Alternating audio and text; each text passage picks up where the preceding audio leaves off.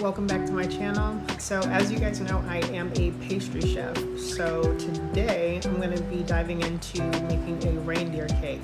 I have a lady that actually makes acrylic toppers for me here in the DFW area. So she actually made some antlers for me, the little red nose as for Rudolf, and then also the little eyes that actually go onto the cake. This is actually going to be a chocolate cake made with chocolate ganache. I'm going to basically show you guys how I do everything.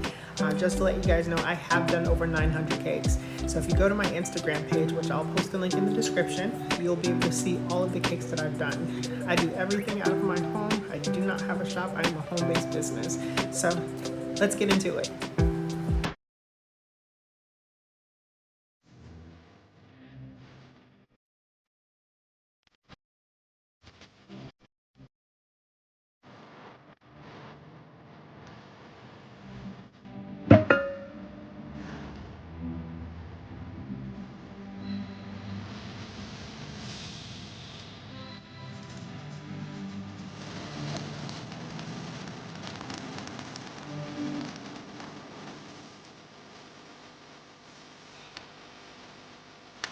So I thought I'd let you guys know also that I am making a batch and a half for this recipe. So if some of the ingredients look a lot more than what you would assume should be in there from the ingredients list, that would be why.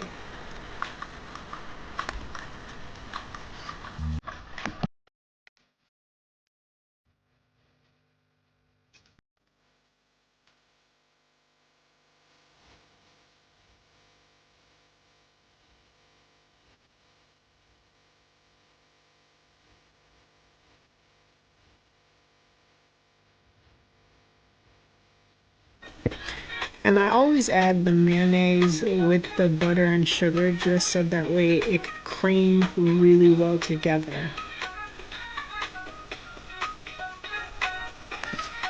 You know, I find it easier to add cocoa powder to hot water, mix it up to make almost like a syrup.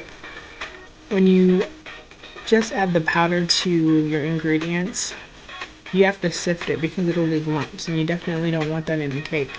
That second part that I added there was some coffee grounds. It's instant coffee. Just makes a bit of a richer flavor to the cake. You can't taste it. And that's salt, baking soda, and baking powder.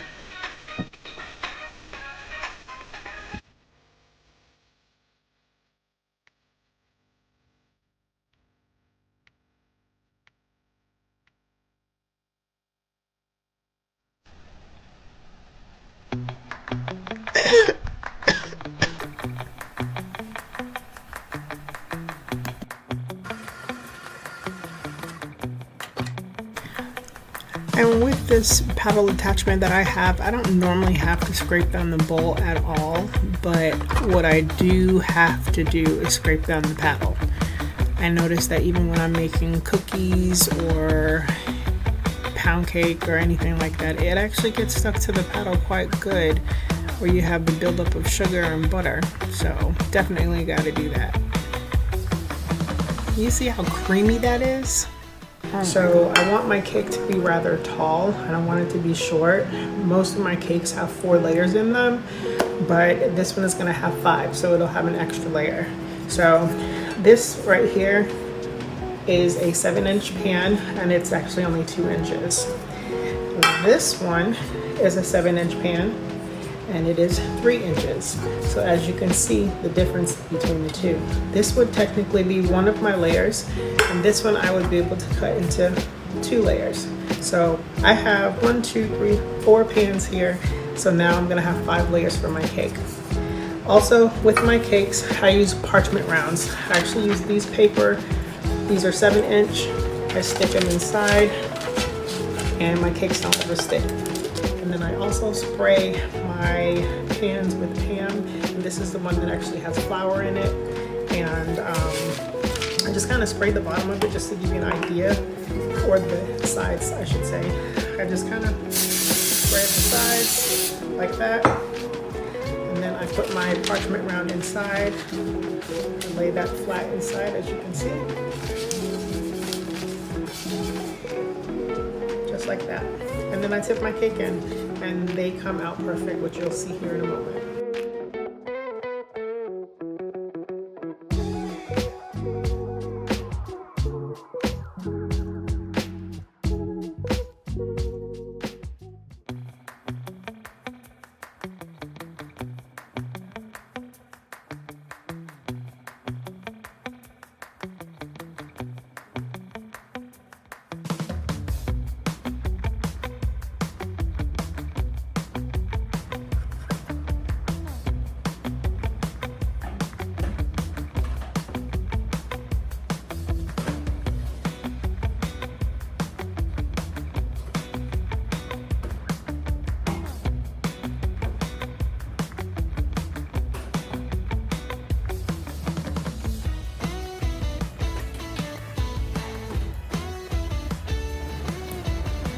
All right, so we actually got them in the oven. They're gonna bake for about 45 minutes, give or take. The larger one that's in the 3-inch pan, that's gonna be a lot longer. The ones that are in the 2-inch pan, obviously will bake for a shorter amount of time. So once they're done, I'll get them out and I'll show you what they look like. In the meantime, let's make some chocolate ganache.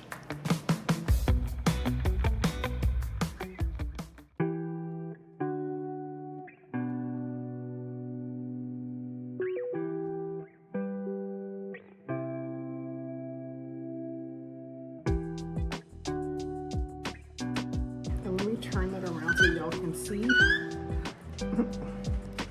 And we're gonna change the unit to milliliters so you guys can see that.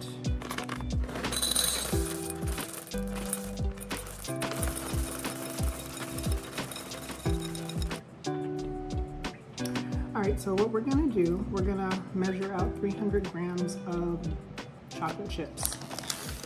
These. Now, for every 300 grams, you do 100 grams of heavy whipping cream. So since I'm going to ice a cake, I'm gonna obviously need a lot more than that. So I'm going to triple my batch, and I'm doing 900 grams of chocolate chips. And then we're gonna do 300 grams of whipped cream. And that's heavy whipping cream, by the way.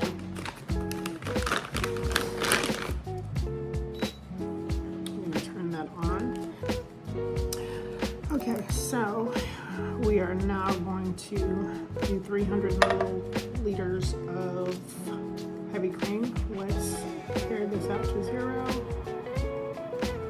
Okay. We're going to do 300.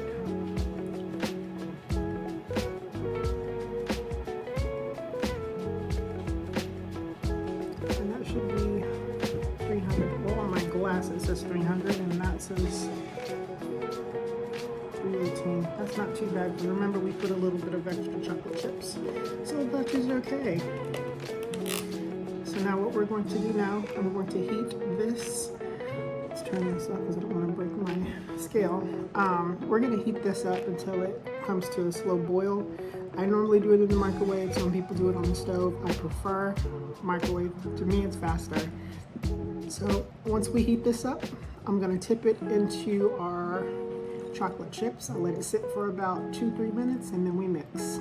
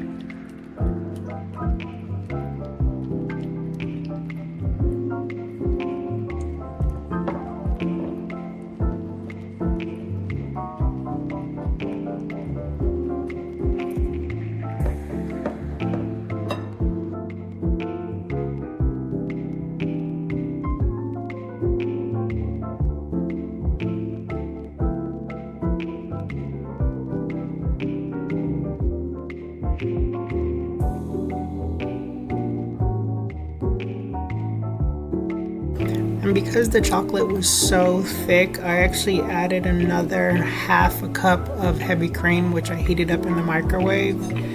Once I did that, got that down packed, we were good to go. How many people feel like this is super satisfying? Because I do.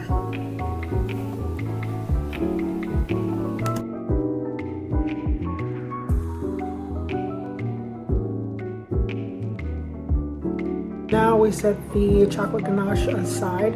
You need to let it cool off. Normally I put it in the refrigerator, but technically I don't need to do that because it's gonna stiffen up by itself just sitting on my counter. I believe they are pretty much done now. It is smelling so good in here. I love the smell of chocolate cake. Can't wait to see them. They can move like that in the pan and there's space around the outside. They are done. So now we're gonna test it with a toothpick. Make sure that they are good. These with a toothpick, if it comes out clean with no crumbs on them, they are done.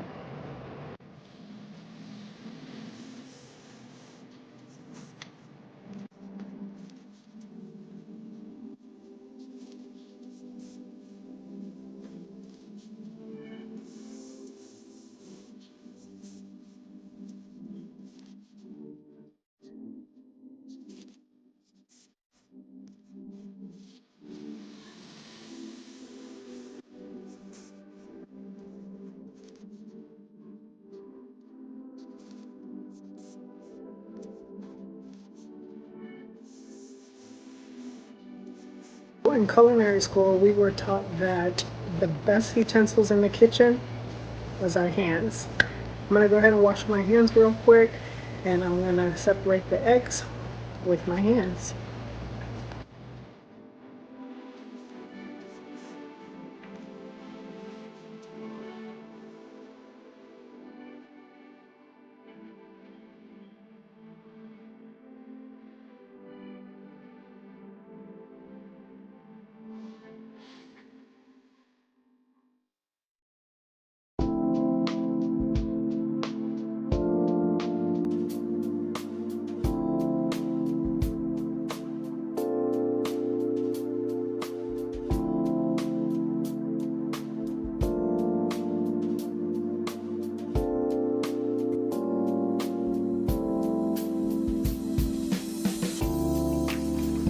So there's a part of this that I did forget to record, which was adding the sugar. I did add a cup and a half of sugar, which is just plain old white sugar, to the bowl, and what we're doing is heating up the eggs so that way we're not eating raw eggs.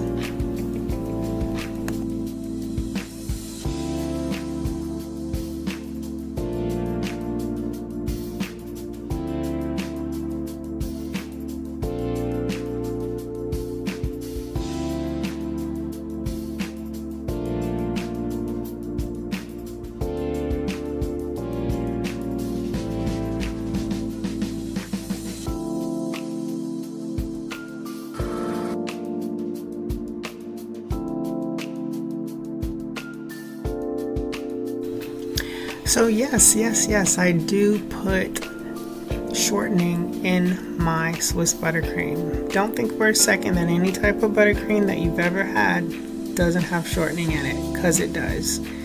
It makes it super creamy, it's a stabilizer, and you can't even taste it. And it's not even a greasy icing. This whisk attachment does a really good job at mixing up, but what I actually need is its cousin, the paddle attachment. That's gonna make it super creamy and smooth.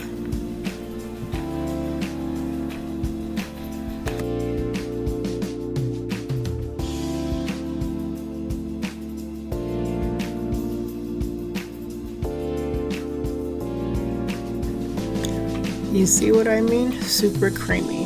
What is this, Velvet? If anybody knows what movie that came from, I'll give you a shout out on my next video.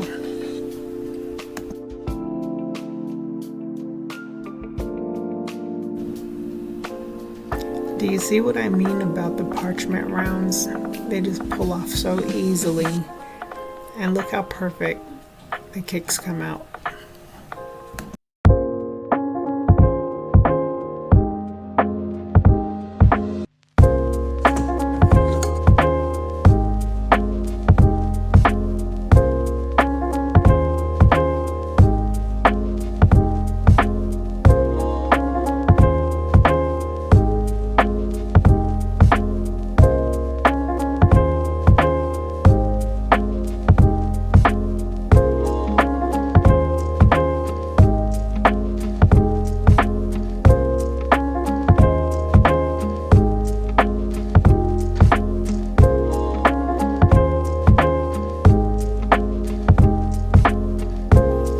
So here I'm actually just leveling out my cakes. So basically we have even layers when you cut into them, and plus it looks pretty when you cut into a cake. You don't want jaggedy looking, really weird shaped cakes.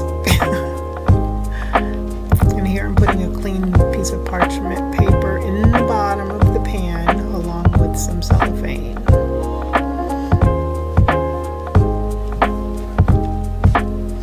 I actually use a cup to hold my piping bags just because it's a lot easier than me holding it myself and then trying to hold a big heavy bowl of icing or ganache. There you go, another tip. You're welcome.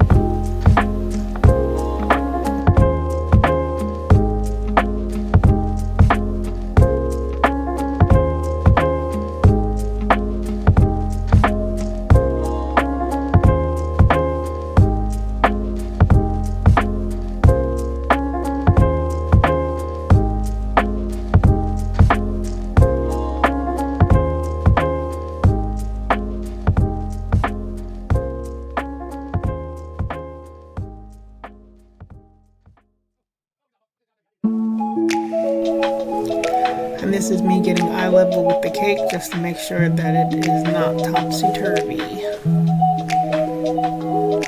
I put it in the freezer for a little bit of time, normally about 15-20 minutes, just to stiffen up a bit.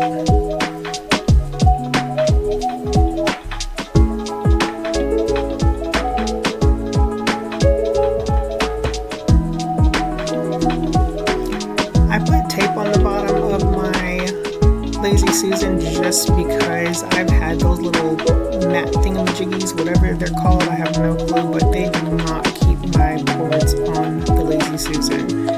My cakes still slide around and it's annoying, so I started using tape and it works out perfectly. And this is me just putting a crumb coat on the cake, basically to secure all the crumbs before you put all the icing on perfectly. Well, I try.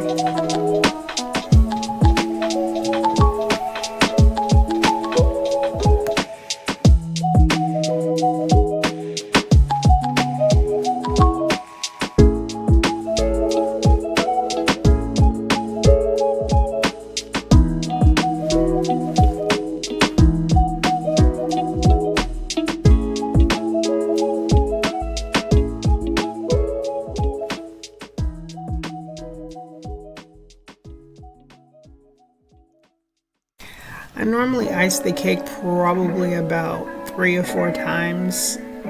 I ice it, then put it back in the freezer, then ice it, then put it back in the freezer as I smooth it out to get it perfect. Granted, it doesn't always happen that way, but I try to get as close as perfect as possible. It is not easy and you gotta have a lot of patience.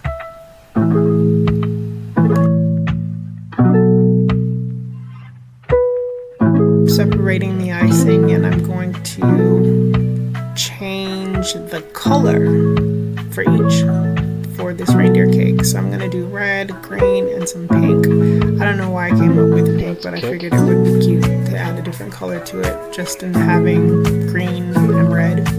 Why not?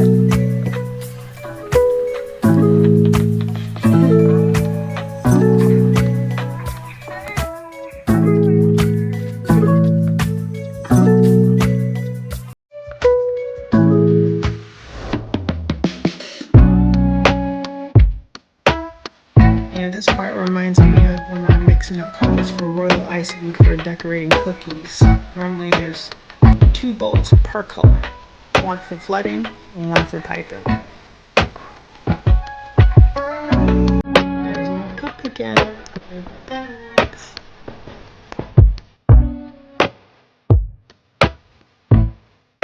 I've literally made all kinds of cakes, and this reindeer cake is similar to me doing a unicorn cake, which is a lot of fun. I actually enjoy it.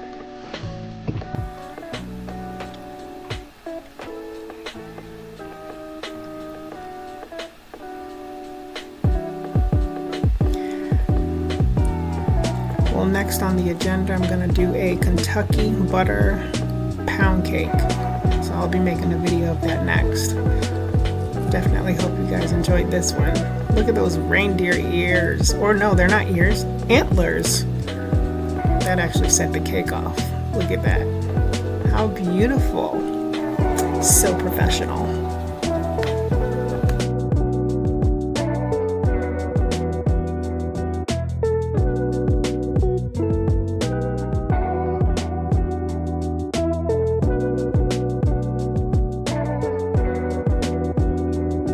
Well guys, that's the end of today's video. I hope you guys learned something today.